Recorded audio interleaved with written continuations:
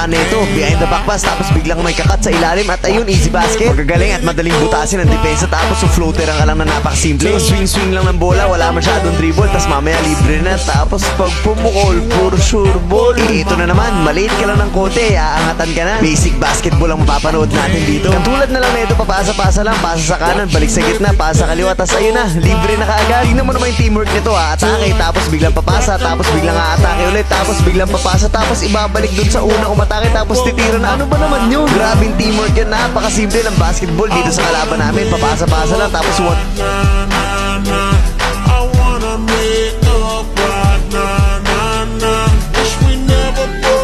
Basic, tsaka iba-ibang player yung pumupukol. Talagang lahat mayroong ambas. Tignan nyo ang pasa na to, napakulawit, ang bilis. Tapos touch pass pagdating sa gitna. At ayun na, pull up na naman sa gilid. Another possession na nagpapakita ng napakatinding teamwork. Napakabilis sa pasan, pabalik-balik, biglang drop pass na naman dun sa corner. Tapos easy 3 points.